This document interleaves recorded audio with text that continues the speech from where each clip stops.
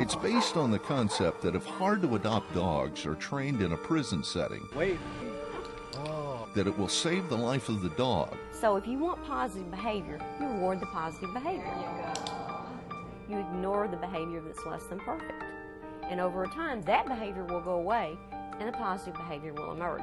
That's how it works with people, that's how it works with dogs. And become a journey of self-discovery for the inmate. And then they start to get a sense of really who they are, and some of them acknowledge that they become more capable of being responsible for their crimes, actually. It's a simple idea that's yielded powerful results in prisons all over the country. I'm learning more about myself because it's digging up some of my past that I've had difficulties with. But it's not just about giving back to society, it's about making us better women. So it just takes the gloom out of it, you know, of having the thought of being here forever. In one important respect, both the inmate and the dog had something significant in common before they met. They're like prisoners. They've been tossed aside, and they get a second chance.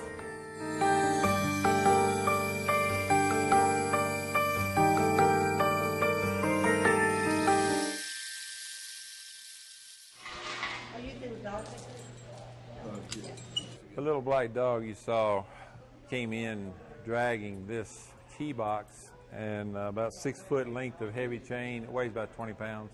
To Butch Loloff of the Memphis-Shelby County Humane Society, this is the same old story of abuse and neglect. Obviously, the person was trying to train him to be a fighting dog. He does not have the temperament of a fighting dog. Someone has actually beat down this dog.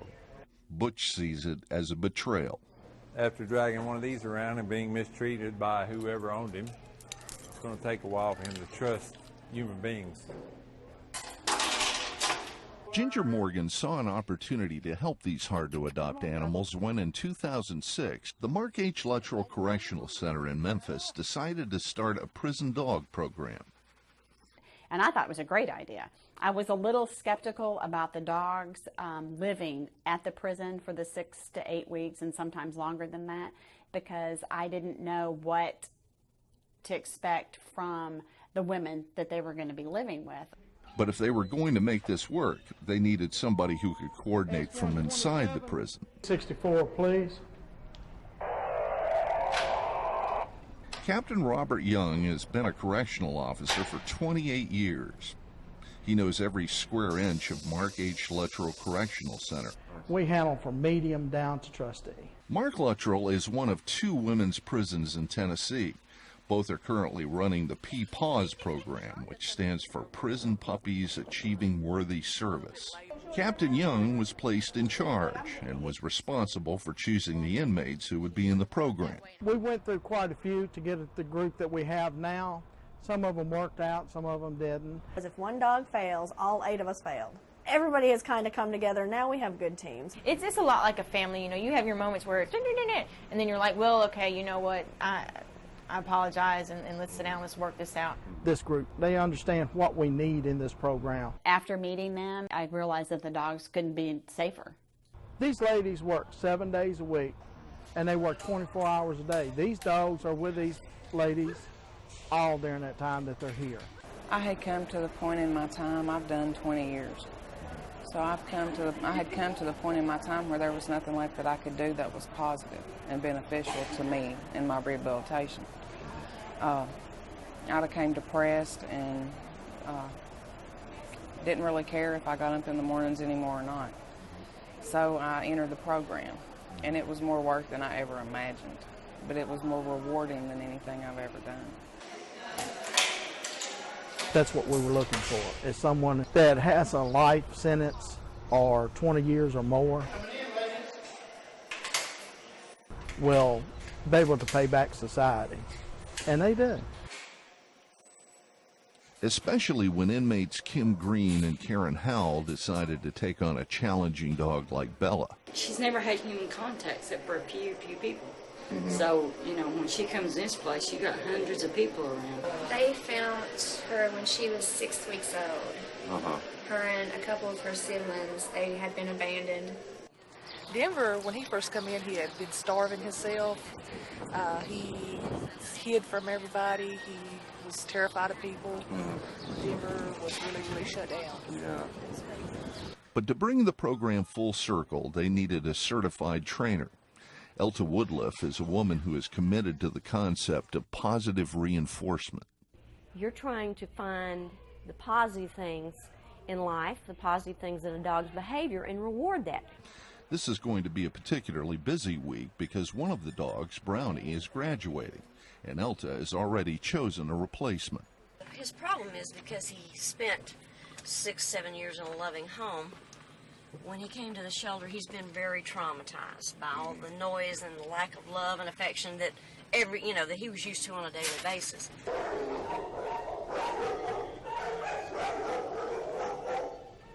think Brownie likes being an only child. I really believe some dogs like being only dogs. So she's an only dog in a young family, and so I feel really good about this adoption because it's coming back to... Brownie should be well trained by now. That dog is very social. Yeah, and she's been in prison for quite a while, so... She's been over there for, what, a good 8 weeks, hasn't she?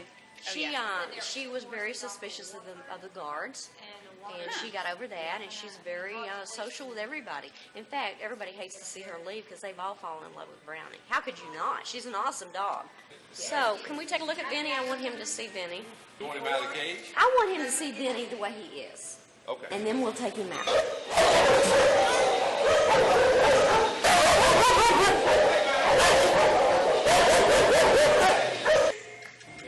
Because he's shut down, he doesn't get the attention. He's also a dark dog. Dark dogs are hard to adopt because they fade into the background. When he comes to the prison, he could probably finish at the same time the other dogs will be finishing. It's April, and all the dogs in the program will be leaving in June. Elta has been able to arrange a pizza party in honor of Brownie's graduation. What makes this important is that inmate Cassie Janikowski, who trained the dog, will get a chance to brief Brownie's new owner. But she's learning. She's learning that, the proper way to behave. So she's come a long way, like I said. She's all the time wanting to do something. And it's real funny. You'll see her. She'll go, go, go, go, go. And then she'll come in and she'll be like, sleep, sleep, sleep. And that's it. Go, go, go, go, go, and sleep, sleep, sleep, sleep, sleep. But the question in Elta's mind is whether or not Vinny will get along with the rest of the dogs. We're trying to get Vinny in here so he can sit and watch everything going on. Because I wanted to introduce Vinny very slowly to this group. Here he comes. Be nice, Brownie Bear. Come on.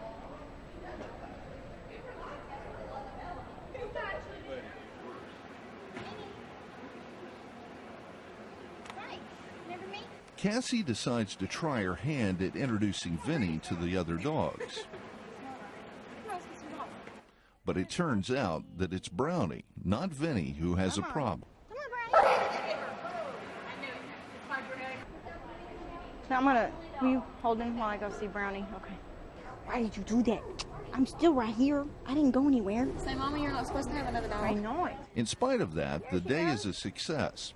Brownie has a new home, and the Puppies program at Luttrell has fulfilled its promise. Giving up the dog is tough, but there's a larger principle.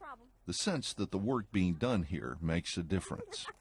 Before the dogs got here, it was, kind of hard because you didn't have anything to look forward to. So I get real nervous. Oh, it's all right. But having a purpose. I've been locked up for 10 years.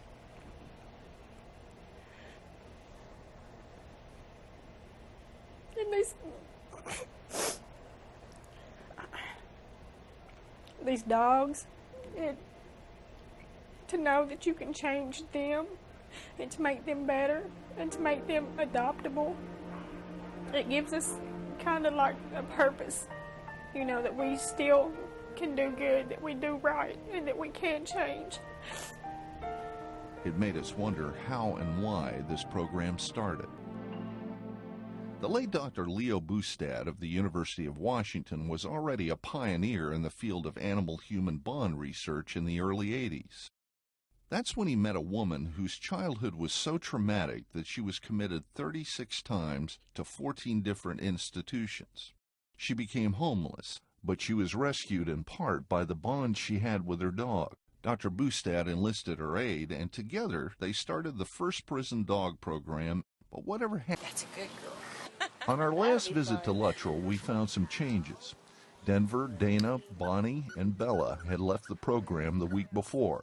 While the new puppies helped take their minds off the departure of the last group, the separation was still too much for Karen Howell. Yeah. I'm sorry. That's okay. She really meant a lot to you. She was my heart. I guess it's kind of like someone having a pet, you know, in the free world, and it's almost like grieving. Even though I knew she wouldn't mind. She was, you know, she was very, very special. There was always something much deeper going on here than just a prison program. Part of it was the miracle of watching a real dog emerge over time. But it was also seeing these women trying to free themselves from the negativity that brought them here in the first place. That's when the journey of self-discovery is mirrored in both dog and inmate. Gone is the fear that had previously acted as a barrier. And in that moment, the only thing that exists is a kind of hope. Hope in a most unlikely place.